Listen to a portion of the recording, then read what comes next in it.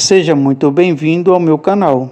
Sem mais delongas, se você gostou desta mensagem, por favor, compartilha e deixe o like, assim a plataforma estará recomendando para mais pessoas. Obrigado, Deus te abençoe.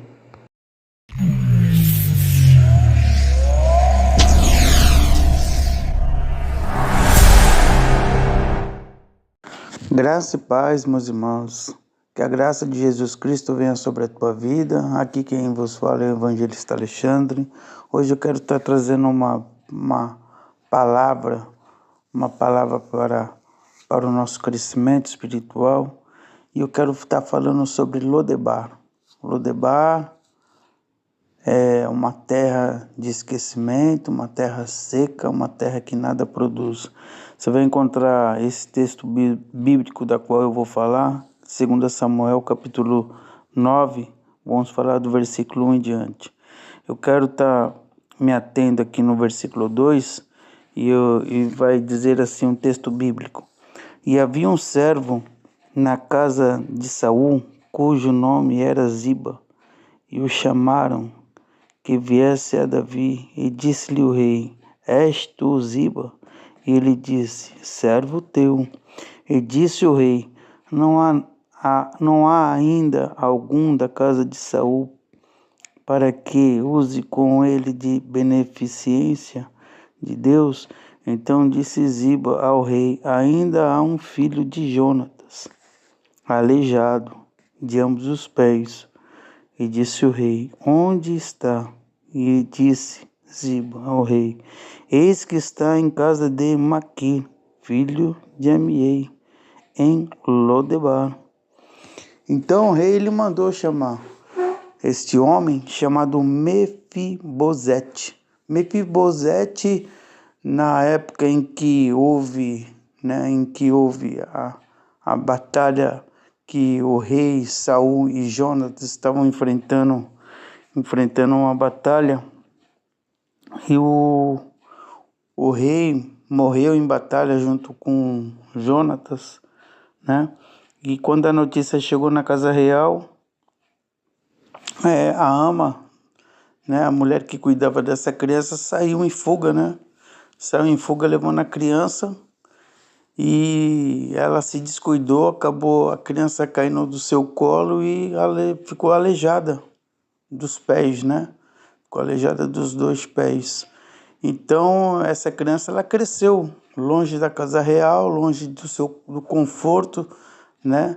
De tudo que tinha na casa real. Ela cresceu numa terra longe, distante, chamada Lodebar. E lá ele cresceu, né? Teve família e tudo. E ele era da linhagem, né? Da casa real. Então, em um momento específico, né? O rei ele se lembra, né? Se havia alguém que ele pudesse agir de benevolência, de gratidão, né? E esse servo Ziba fala, né? De Mefisobete. Então, eu quero me ater aqui, né? Talvez você esteja se perguntando o que esse texto bíblico tem a ver comigo. Meus irmãos, muitas vezes tem tudo a ver conosco, né? Muitas vezes nós passamos por conflitos, passamos por nossas lutas, nossas dificuldades. Muitas vezes o inimigo da nossa alma, ele joga pensamentos ruins, né? Fazendo com que a gente possa acreditar até que Deus se esqueceu de nós. Será que Deus não está vendo o meu problema? Será que Deus não está vendo a minha dificuldade? Será que Deus não está vendo isso, vendo aquilo? Vendo a injustiça que eu estou passando, vendo a afronta que as pessoas estão fazendo? Aquele que eu achava que era meu amigo, minha amiga, está me apunhalando pelas costas? Sim, Deus não se esqueceu de você. Muitas vezes nós achamos, né, que estamos esquecidos. Às vezes as nossas lutas, as injustiças da vida, este mundo é um Lodebar, né? É um mundo que está em trevas. Jesus disse: o mundo jaz do maligno, né? Então é um mundo que não produz nada de bom. é um mundo em que o sistema é um sistema pecaminoso, em que hoje o bem, né, se traz como mal e o mal como bem. Então a ordem das coisas para este mundo se inverteu, né? Basta que nós venhamos refletir aí um pouco, né? Quem conhece um pouco aí da história, né? Em alguns anos atrás, aí aquilo que era bom para os dias de hoje já não é considerado bom. Então, o mundo, o sistema do mundo é um sistema maligno, né? Jesus, ele separou seus discípulos, né? E falou que eles seriam o sal da terra, ou seja, o sal, ele age, né? Como um tempero, como algo que vai dar sabor, como algo que não vai deixar estragar, né? As pessoas mais antigas vão dizer que o sal, quando jogado no peixe ou na carne, quem é a pessoa que não tinha geladeira, que morava em lugares que não tinha condições, então o sal ele vai, né? Ele vai preservar, né? O sal ele vai dar sabor, ele vai preservar. Então nós somos o sal da terra, aquele que é chamado por Jesus Cristo, que se torna um filho, uma filha, um discípulo de Cristo, ele é o sal da terra, a luz deste mundo. Então nós somos chamados para brilhar, somos chamados para dar tempero, somos chamados para proclamar as boas novas.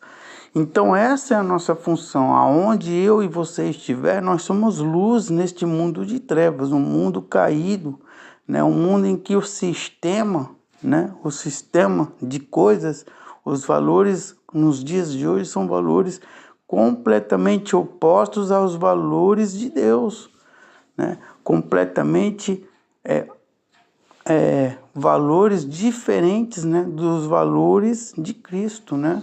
Então, eu e você somos chamados para dar frutos, né? Muitas vezes nós estamos em um lugar como uma terra seca, mas a semente que Jesus nos deu é uma semente boa, é uma semente que vai dar fruto, é uma semente que vai germinar, é uma semente que vai produzir. Talvez você não se sinta valorizado, talvez você não se sinta que tenha valor diante das pessoas, diante do mundo, mas para Deus você tem valor. Podemos nos sentir esquecidos, podemos muitas vezes nos sentir, né, que nós não somos merecedores de nada, mas nós somos alcançados por Deus através de Jesus Cristo, né? Pela sua graça, não pelos nossos méritos, tudo pelo mérito de Cristo. De fato, eu e você, né? Deus em um certo momento ele procurou sobre a terra se havia alguma pessoa boa, não havia ninguém foi encontrado como bom somente é Jesus, né? Então eu e você somos alcançados através de Cristo. Então eu e você somos alcançados através de Jesus Cristo, pelo mérito de Cristo. Não porque eu e você nos consideramos bons. Não somos bons. Mas Jesus, né, morreu não somente pelos bons, morreu pelos bons e pelos maus, né? Mas aquele que crê, a palavra vai dizer que aquele que crê nele terá vida e vida eterna. Então, eu e você passamos por momentos de dificuldade aqui na Terra? Sim, temos as nossas lutas, temos os nossos deveres, nossas obrigações. Muitas vezes nós nos sentimos traídos, pessoas nos apunhalam, né? Mas nós estamos aqui para fazer a diferença, não para fazer igual aquele que pratica o mal. Nós estamos aqui para fazer diferente, né?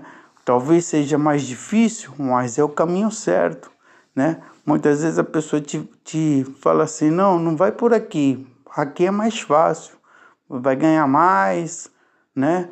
Vai fazer isso, vai fazer aquilo, mas no fim, meu irmão, minha irmã, o atalho é sempre algo perigoso, que vai chegar um momento que não vai dar certo. Então é mais fácil ir pelo caminho estreito, mas é o caminho correto. Jesus diz assim: muitos entram pela porta larga e são muitos que se perdem, mas aquele que vai pelo caminho estreito, ou seja, você começa a seguir Jesus, deixa aquela bagagem de pecado, deixa as coisas erradas para trás, você vai começar a andar no caminho estreito. É no caminho estreito que você vai ter vitória, né? Muitas vezes nós somos esquecidos e ignorados até pela nossa família, nossos familiares, ou esposo, ou filho, ou filha, né? Mas você tem que saber que você é a luz aí no meio das trevas. As trevas, elas se incomodam com a luz, ou seja, as pessoas que não conhecem Jesus, elas vão se incomodar com você, porque você está brilhando, a sua luz está brilhando, ou seja, você agora tem um conhecimento da parte do Pai. O Espírito Santo habita na vida daquele que tem Jesus. Então, quando o Espírito Santo habita na vida daquele que tem Jesus, a pessoa, né, incomoda as trevas, ou seja, onde você pisa, onde você faz, o que você é exemplo, as pessoas que estão em trevas, elas se incomodam, mas é assim que tem que ser, né? Porque aquele que está em trevas e quer sair das trevas, ele vai seguir a luz, então ele vai seguir vai seguir o seu exemplo para chegar até Cristo. Então a luz, essa é a função daqueles que têm Jesus. Não é que você tem que ser melhor do que eles. Você tem que ser melhor no sentido de que eles têm que copiar o seu exemplo para chegar até Jesus. Então eu e você temos uma missão nessa terra, né? Eu e você temos uma missão a cumprir. Fazer com que os nossos frutos produzam de uma maneira que outros que estão em trevas queiram sair das trevas e ir para a luz, né? Porque quem está na luz é aquele que vai vencer, é aquele que naquele grande dia vai receber a coroa da vida eterna. Então nós precisamos ser diferentes, tanto no andar, no falar, na postura, né? Para que outras pessoas vejam em nós a pessoa de Cristo. A pessoa tem que enxergar Jesus na sua vida.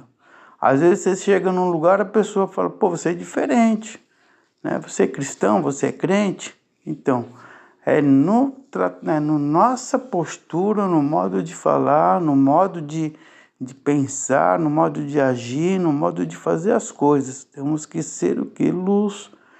Embora estejamos num lugar, né, espiritualmente dizendo, nessa terra, que é o Lodebar, não existe nada de bom, mas dentro desse lugar que não existe nada de bom, tem, né, aquelas pessoas que são de Deus, que são frutos de justiça. Eu e você somos os frutos de justiça que Jesus plantou, né? Então nós somos os bons frutos, né? Eu e você precisamos, né, fazer com que esse fruto venha crescer, venha, né, a cada dia, né, dar mais frutos, ou seja, a minha vida e a sua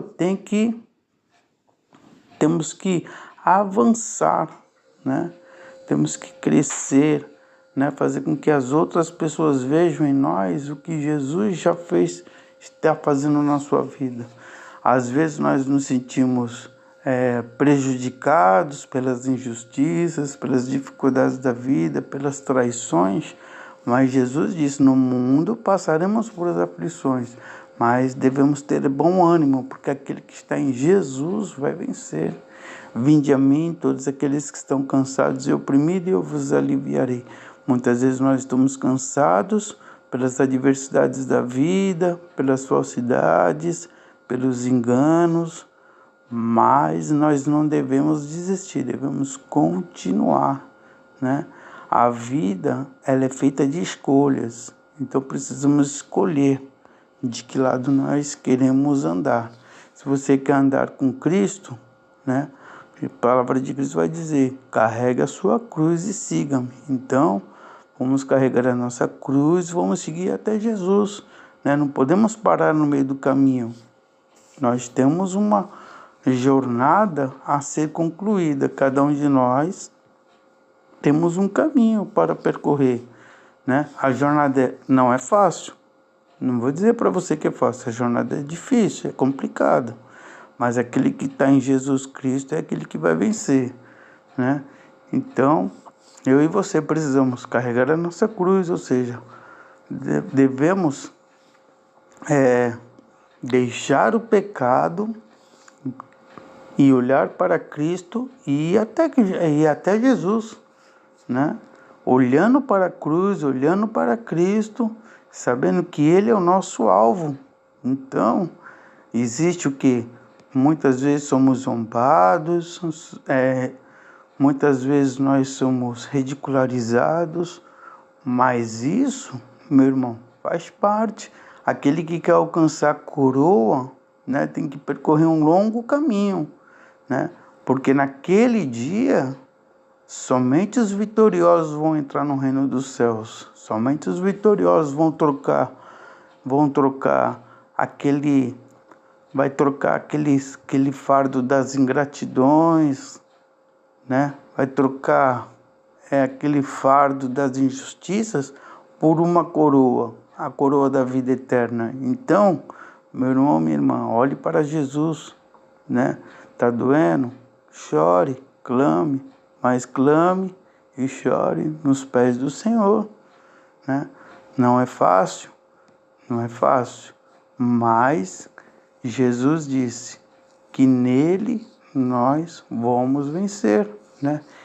Temos a paz que excede todo entendimento. Aquele que está em Cristo pode estar passando por conflitos. Irmão, às vezes você pode estar falando, mas evangelista, hoje eu estou sem dinheiro. Mas, meu irmão, você tem o que comer? Deus é aquele que supre as nossas necessidades diárias. Talvez você não tenha o que comer neste momento, mas Deus ele vai entrar com providência. Então, eu e você temos que clamar. Se eu e você buscar, orar, clamar, Ele é fiel e justo para nos abençoar. Deus, Ele cuida dos seus. Então, meu irmão, minha irmã, busque o Senhor. Não olhe para um lado, não olhe para o outro. Olhe para Cristo e confie, né? Muitas vezes as pessoas deixaram de serem abençoadas porque não deram crédito em Cristo, não acreditaram. Mas aqueles que chegaram com fé e pediram, e clamaram e tiveram fé, foram esses que foram abençoados.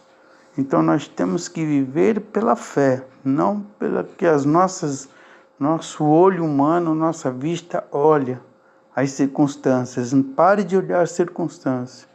Olhe para Jesus. É Ele que vai fazer o impossível na sua vida. Talvez está difícil na sua casa. Ore pelo marido.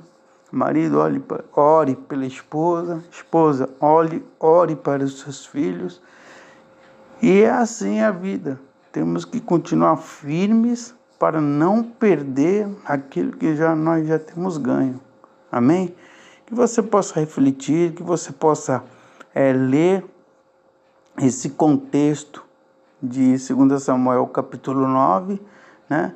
Imagine, né, como que deve ter sido a satisfação ou o susto, né, daquele carruagem real chegando na casa daquele homem, né, e ele tendo que se apresentar diante do rei, né, e depois ele receber a notícia do rei que ele ia morar, né, e comer todos os dias, né, da mesa do rei junto com a sua família. É assim que Deus trata nós. Deus quer que possamos ser participantes, né, do reino de Cristo. Então não é de qualquer jeito, não é de qualquer maneira, não é de qualquer forma.